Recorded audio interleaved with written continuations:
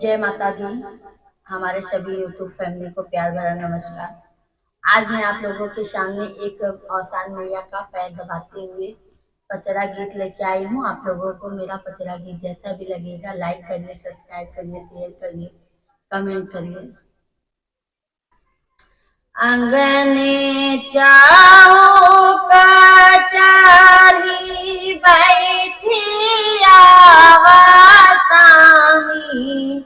मैया के हो दाबैना, मैया के हो दाबैना, माई के कुसुमी चरनिया हो के हो दाबैना, माई के कुसुमी चरनिया हो के हो दाबैना। भीतरा से निसारीना पूजा दे गुजरिया हो कि हम दाबना, हो कि हम दाबना, माई के कुसुमी चरनिया हो कि हम दाबना, माई के कुसुमी चिरनिया हो कि हम दाबना।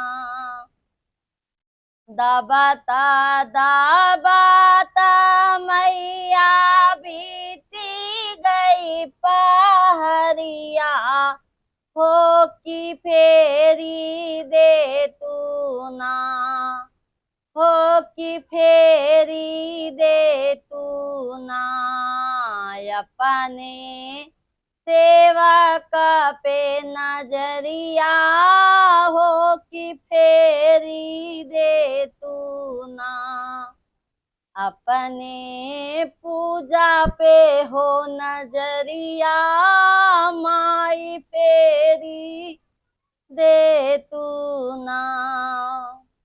जुग जुग बाढ़ई सेवक मांगी आते कोखिया, तोहरे धेरिया पतोहिया हो कि जुग जुग बाढ़ैना, तोहरे मांगी के हो सिंदूरवा, सेवका जुग जुग जियना, तोहरे गोदी के हो लालनवा, सेवका जुग जुग जियना। अंगने चौका चढ़ी बैठी आवतानी, मैया के हो दाबैना, हो कि के हो दाबैना, माई के कुसुमी चरनिया हो कि के हो दाबैना, माई के कुसुमी चरनिया हो कि के हो दाबैना। बोलो औसान मैया की जय।